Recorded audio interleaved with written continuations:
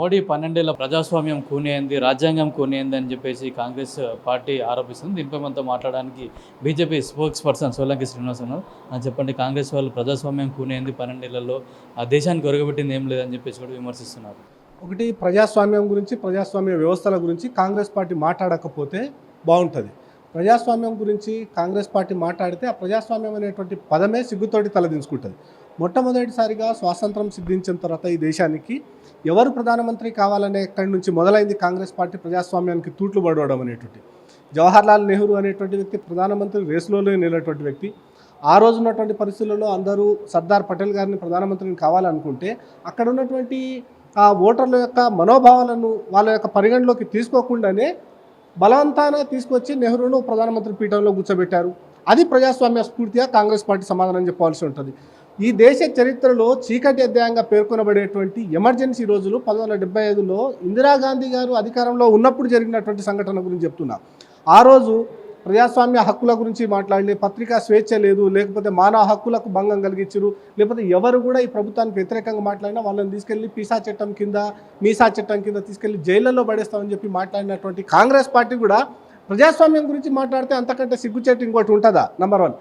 రెండోది, ఏం అర్హతలు ఉన్నాయో ఏం అర్హతలు లేవో అనేటువంటివి కూడా పరిగణలోకి తీసుకోకుండా ఇన్ని సంవత్సరాలుగా కాంగ్రెస్ పార్టీని గుప్పెట్లో పెట్టుకున్నది ఒకే ఒక కుటుంబం కాంగ్రెస్ పార్టీని మొత్తం ఈ 75 సంవత్సరాలలో గుప్పిట్లో పెట్టుకొని చివరికి 2004లో ప్రధానమంత్రిగా మన్మోహన్ సింగ్ గారు ఎన్నికైనప్పటికీ ఈ దేశాన్ని ఎవరు నడిపించారు అనేటువంటి మొత్తం చూసిరు. అది ప్రజాస్వామ్యం. కాంగ్రెస్ పార్టీ సమాధానం చెప్పాల్సినటువంటి అవసరం ఉంటుంది కదా. సో ఇవన్నీ మాట్లాడకుండానే రెండో విషయం చెప్తా. పోనీ ఆ ప్రధానమంత్రిగా ఎన్నికైనటువంటి మన్మోహన్ సింగ్ గారైనా ఏమైనా మాట్లాడాలంటే ఈ దేశంలో ఉన్నటువంటి ఒక సభలో మాట్లాడుతూ ఈ దేశంలో ఉన్నటువంటి న్యాచురల్ రిసోర్సెస్ మీద మొట్టమొదటి హక్కు ముస్లింలకే ఉందని చెప్పి మాట్లాడడం ఏదైతే అది కూడా ప్రజాస్వామ్యమేనా? కాంగ్రెస్ పార్టీ సమాధానం చెప్పాలి కదా. ఇట్లా ఎక్కడికక్కడ ప్రజాస్వామ్యం అనేటువంటి పదాన్ని తన కాంగ్రెస్ పార్టీ రాజ్యాంగంలోనే పెట్టుకున్నటువంటి కాంగ్రెస్ పార్టీ ఈరోజు 12 సంవత్సరాలలో ప్రజాస్వామ్యం కూనైందని మాట్లాడడం అని అంటే అది వాళ్ళే సిగ్గుతోటి తలదించుకోవాలనేటువంటిది భారతీయ జనతా పార్టీ అభివర్ణిస్తూ ఉన్నది. రాజ్యాంగాన్ని పట్టుకొని కూడా రాహుల్ గాంధీ మొన్న ఎన్నికల్లో కూడా ప్రచారం చేయడం జరిగింది. ఏ కాంగ్రెస్ వాళ్ళు చూసినా కూడా ఒక రాజ్యాంగాన్ని చేతిలో పట్టుకుంటున్నారు. ప్రజాస్వామ్యం దేశంలో రాజ్యాంగం మొత్తం మోడీ వచ్చిన తర్వాత ఒక వ్యక్తి చేతిలోకే వెళ్ళిపోయిందని చెప్పేసి కూడా వాళ్ళు ఆరోపిస్తూ ఉన్నారు. ఒకటి నిజంగా ఎంత బాధాకరం ఉంటుందంటే 2024 ఎన్నికల సందర్భంగా రాహుల్ గాంధీ గారు రాజ్యాంగం పట్టుకొని చేతిలో తిరుగుతూ అదే రోజు నాకు తెలిసి సెప్టెంబర్ 24వ తారీఖు అనుకుంటా, సెప్టెంబర్ 24, 2024వ తారీఖు నాడు ఒక సభలో మాట్లాడినటువంటి రాహుల్ గాంధీ గారు అదే రోజు సాయంత్రం మన ప్రాంతానికి మన తెలంగాణ రాష్ట్రానికి చెందినటువంటి పోచారం శ్రీనివాసరెడ్డి అనేటువంటి ఎమ్మెల్యేను తన పార్టీలో చేర్చుకున్నాడు. ఇది రాజ్యాంగమా? ఇది రాజ్యాంగ స్ఫూర్తికి లోబడి పనిచేసిరా? అదేవిధంగా ఒక పార్టీలో గెలిచినటువంటి ఎమ్మెల్యేలను ఇంకో పార్టీలో గెలిచినటువంటి ఎమ్మెల్యేలను తీసుకొని వచ్చి చట్ట విరుద్ధంగా రాజ్యాంగ విరుద్ధంగా కాంగ్రెస్ పార్టీలో చేర్చుకున్నటువంటి పార్టీలు కూడా ఈరోజు రాజ్యాంగ స్ఫూర్తి గురించి రాజ్యాంగం పట్టుకొని తిరుగుతామనంటే నిజంగా ఎంత సిగ్గుచెట్టుగా ఉంటుంది అనేటువంటి వాళ్ళు ఆలోచించుకోవద్దా? అదే విషయాన్ని ఈరోజు రేవంత్ రెడ్డి గారు కూడా మాట్లాడుతారు. చివరికి ఎంతవరకు మాట్లాడారు? కాంగ్రెస్ పార్టీ బీఆర్ఎస్ పార్టీలో గెలిచినటువంటి ఎమ్మెల్యేలను కాంగ్రెస్ పార్టీలోకి ఆహ్వానించినటువంటి, కాంగ్రెస్ పార్టీలో చేర్చుకున్నటువంటి, కాంగ్రెస్ పార్టీ జెండా కప్పినటువంటి రాష్ట్ర ముఖ్యమంత్రి రేవంత్ రెడ్డి గారే నిన్న ఢిల్లీలో ఏదో ఒక మీట్ ద ప్రెస్లో మాట్లాడుతూ వాళ్ళు మా పార్టీలో చేరలేదని చెప్పేసి మాట్లాడుతూ ఉన్నారు. ఇది ఇక కాంగ్రెస్ పార్టీ కూడా రాజ్యాంగం గురించి, కాంగ్రెస్ పార్టీ కూడా ప్రజాస్వామ్యం గురించి, కాంగ్రెస్ పార్టీ కూడా విలువల గురించి మాట్లాడితే ఇక దాన్ని ఏంది నలుపు నాకేం సిగ్గన్నట్టు మాట్లాడినట్టుగా ఆ రకంగా మాట్లాడుతూ ఉన్నారు. సో దయచేసి కాంగ్రెస్ పార్టీ ఇప్పటికైనా రాజ్యాంగం గురించి, రాజ్యాంగ స్ఫూర్తి గురించి, రాజ్యాంగ విలువల గురించి మాట్లాడకపోతే మంచిదనేటువంటి భారతీయ జనతా పార్టీ వాళ్ళకి హితో పలుకుతూ ఉంది. బీజేపీ కానీ మీరందరూ కూడా ఏం చెప్తున్నారంటే 3వ ఆర్థిక శక్తిగా భారతదేశం ఎదిగిందని చెప్తున్నారు. కానీ ఇప్పటికి కూడా ఆర్థిక స్వాతంత్రం లేదు, క్రైసిస్లో ఉందని చెప్పేసి కూడా చెప్తా ఉన్నారు. మొన్న కూడా మోడీ వచ్చినప్పుడు కూడా పొదుపు మంత్రాలు కూడా చెప్పాడు. అంటే ఎందుకు అంటే ఆర్థిక వ్యవస్థ ఏమైనా అతలాకుతలమైందా? ఫైనాన్షియల్ క్రైసిస్ వచ్చే అవకాశం ఏమైనా ఉందా? ఒకటి ఫైనాన్షియల్ క్రైసిసా లేకపోతే ఇంకో క్రైసిసా అనేటువంటి పక్కన పెడితే ఈరోజు ఈ ప్రపంచంలో ఉన్నటువంటి పరిస్థితులు ఏమనేటువంటిది అందరం చూస్తూ ఉన్నాం. పార్టీలకు అతీతంగా, దేశాలకు అతీతంగా ఈరోజు చూస్తూ ఉన్నాం. ఈరోజు ఇరాను ఇజ్రాయెల్ యుద్ధం కారణంగా వివిధ రకాలైనటువంటి సంక్షోభాలు ఏర్పడుతున్నటువంటి సందర్భంలో అనవసరమైనటువంటి ఎక్స్పెన్సెస్ కోసం మనం ఖర్చులు పెట్టకుండా మనకు అవసరమైనటువంటిది ఎంతవరకు వాడుకోవాలో అంతవరకే వాడుకోవాలి. అది ఇంధన పొదుపు కావచ్చు, ఆదాయపు అంటే డబ్బు పొదుపు కావచ్చు, లేకపోతే ఇంకా ఇతరత్ర ఏ రకమైనటువంటి అనవసరమైనటువంటి ఖర్చుల మీద మనం ఎక్కువగా ఖర్చు పెట్టకుండా మనిషికి సాధారణ జీవితానికి ఎంతవరకు అవసరమో అంతవరకు అవసరం ఖర్చు పెట్టుకోవాలని చెప్పేసి నరేంద్ర మోడీ గారు ఒక ఒక ఒక ఒక పాజిటివ్ పిలుపునివ్వడం జరిగింది. దాన్ని ఇక నరేంద్ర మోడీ గారి పైన లేకపోతే భారతీయ జనతా పార్టీ పైన కేంద్ర ప్రభుత్వం పైన ఈరోజు క్రైసిస్ వస్తుంది, లేకపోతే ఆర్థిక సంక్షోభంలో దేశం పోతుంది అని చెప్పేసి మాట్లాడేటువంటి కాంగ్రెస్ పార్టీ వాళ్ళు చాలా విషయాలకు సమాధానం చెప్పవలసినటువంటి అవసరం ఉంటుంది.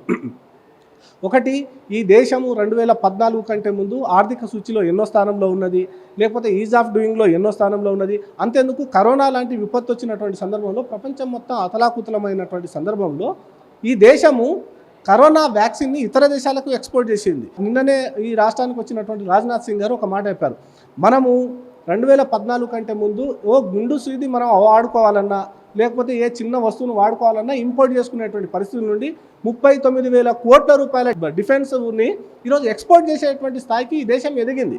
సో ఇదంతా చూసుకుంటున్నప్పుడు దేశం స్వావలంబన దిశగా పోతుందా, వికసిత భారత్ అనేటువంటి లక్ష్యంతో పోతుంది అనేటువంటిది చాలా స్పష్టంగా అర్థమవుతుంది.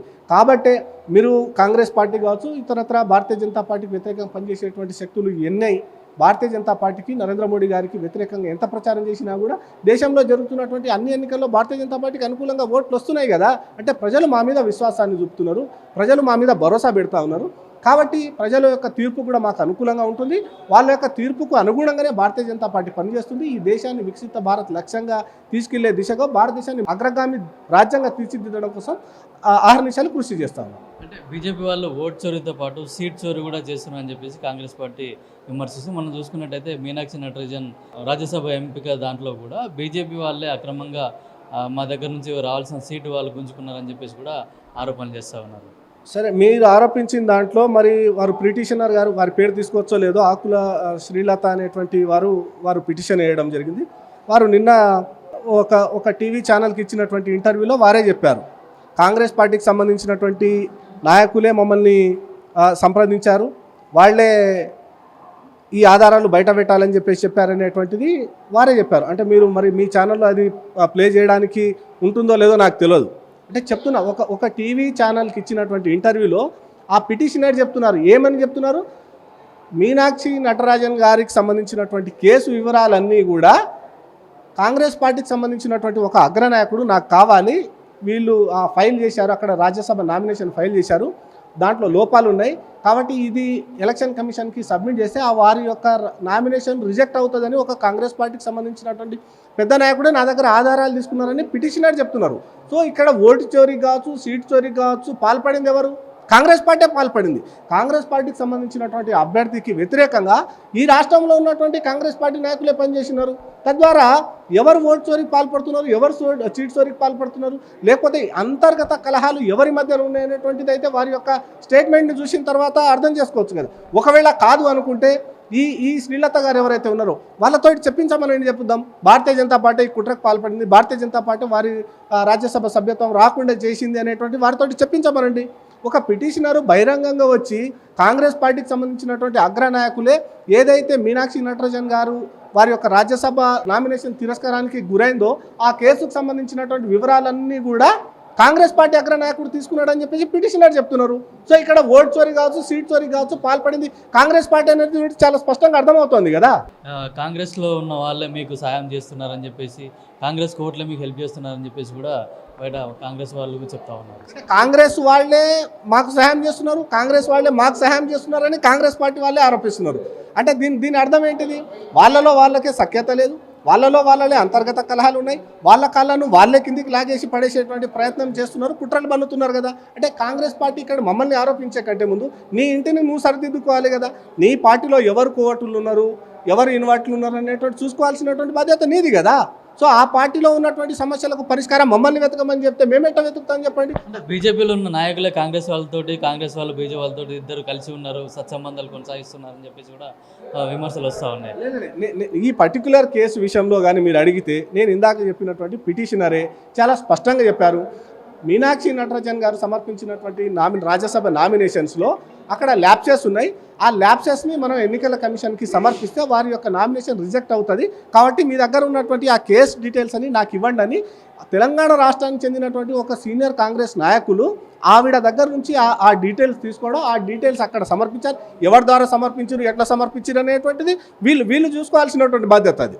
ఈ రాష్ట్ర ప్రభుత్వం మీ చేతిలో ఉంది కదా, మీ చేతిలో ఏజెన్సీస్ మీ చేతిలో ఉన్నాయి. మీరు ఎంక్వైరీ చేసుకోండి. మరి ఎవరికి సమర్పించారు, ఆ రాజ్యసభ నామినేషన్ ఎట్లా క్యాన్సిల్ అయింది అనేటువంటిది మీరు ఒకసారి మొత్తం ఎంక్వైరీ చేసుకొని రాబట్టుకోండి. తద్వారా మీ పార్టీలో ఉన్నటువంటి కోర్టులు ఎవరు భారతీయ జనతా పార్టీకి సహకరిస్తున్నారు, ఎవరు బీఆర్ఎస్ పార్టీకి సహకరిస్తున్నారు, లేకపోతే ఎవరు ఇంకో పార్టీకి సహకరిస్తున్నారు అనేటువంటిది మీరు నిర్ణయించుకొని వాళ్ళ మీద ఏం చర్యలు తీసుకుంటారో మీరు తీసుకోండి. కానీ మీ పంచాయతీని తెలుసమండి మా పార్టీకి చెప్తే మాకేం సంబంధం అది? అయితే రానున్నది తెలంగాణలో కూడా బీజేపీ గవర్నమెంట్ అని చెప్తా ఉన్నారు. దీనికి అనుగుణంగా ఎట్లాంటి కార్యాచరణ మీరు రూపొందిస్తా ఉన్నారు? 2014లో నరేంద్ర మోడీ గారి నేతృత్వంలోని కేంద్ర ప్రభుత్వం ఏర్పడిన తర్వాత అప్పుడే ఏర్పడినటువంటి తెలంగాణ రాష్ట్రానికి ఏవైతే ఉద్యమ ఆకాంక్షలు ఉన్నాయో, ఏదైతే ఉద్యమ ఆశలు ఉన్నాయో వాటి సాకారం కోసం కేంద్ర ప్రభుత్వం ఇతోధికంగా సహాయ సహకారాలు చేస్తుంది. గతంలో ఇచ్చినటువంటి విభజన బిల్లులో పెట్టినటువంటి అంశాలకు అనుగుణంగా వాటికంటే ఇంకా ఎక్కువగా ఇస్తున్నాము. ఫర్ ఎగ్జాంపుల్ పిఎం మిత్ర కింద మనం ఒక టెక్స్టైల్ పార్క్ ఇచ్చినాం, జహీరాబాద్లో ఐటీ కారిడార్ పెట్టాం, లేకపోతే రామగుండం ఫర్టిలైజర్ కంపెనీని రీఓపెన్ చేసినాం, లేకపోతే ఈ రాష్ట్రంలో వివిధ రకాలైనటువంటి నేషనల్ హైవేస్ని నిర్మిస్తూ ఉన్నాం. ఈ రాష్ట్రంలో ఉన్నటువంటి రైతులకు కావచ్చు, మహిళలకు కావచ్చు, నిరుద్యోగులకు కావచ్చు, యువకులకు కావచ్చు, వారికి ఉపయోగపడేటువంటి స్కీమ్స్ని మనం ఫ్రేమ్ చేస్తూ ఉన్నాం. తద్వారా ఈ రాష్ట్రం ఏదైతే ఆశలు ఆకాంక్షలకు అనుగుణంగా ఏర్పడిందో ఆ ఆశల సాధన కోసం భారతీయ జనతా పార్టీ 100% ఇక్కడ శ్రమిస్తూ ఉన్నది, ఇక్కడ సహకారం అందిస్తూ ఉన్నది. కాబట్టి రాబోయే రోజులలో ప్రజల యొక్క మార్పును కూడా మనం చూస్తూ ఉన్నాం. 2014 కావచ్చు, 2019 కావచ్చు, 2024కు సంబంధించినటువంటి పార్లమెంట్ ఎన్నికల్లో అన్ని పార్టీల కంటే అధికంగా మాకు ఓట్లు వచ్చినాయి, సీట్లు వచ్చినాయి. కాబట్టి రేపటి రోజు తెలంగాణ రాష్ట్రంలో కూడా అటు కేంద్రంలోని నరేంద్ర మోడీ గారి ప్రభుత్వం, అటు కేంద్రంలోని భారతీయ జనతా పార్టీ ప్రభుత్వానికి చేయూతగా తెలంగాణ రాష్ట్రంలో కూడా భారతీయ జనతా పార్టీ ప్రభుత్వం ఉంటే డబుల్ ఇంజన్ సర్కార్ ద్వారా ఏవైతే ఉద్యమ ఆశలు ఆకాంక్షలు ఉన్నాయో అవి నెరవేరుతాయని ప్రజలు విశ్వసిస్తున్నటువంటి సందర్భంలో రాబోయే రోజులలో కూడా భారతీయ జనతా పార్టీ నేతృత్వంలోని ప్రభుత్వం తెలంగాణ రాష్ట్రంలో 100% ఏర్పడబోతుంది. అయితే బీజేపీ ప్రభుత్వం ఏర్పడిన తర్వాత భారతదేశం ఒక ఉన్నత స్థానానికి చేరుకుంది. గతంలో లాగా కాకుండా కూడా అన్ని రంగాల్లో కూడా భారతదేశం ముందు వరుసలో ఉంటుంది. అట్లాగే రానున్న రోజుల్లో కూడా తెలంగాణలో కూడా బీజేపీ గవర్నమెంట్ ఫామ్ చేస్తుందని చెప్పేసి కూడా బీజేపీ నాయకులు అయితే ఆశాభావాన్ని అయితే వ్యక్తం చేస్తూ ఉన్నారు. కెమెరామెన్ మధుతో కిరణ్ కుమార్, పల్లవి టీవీ, హైదరాబాద్.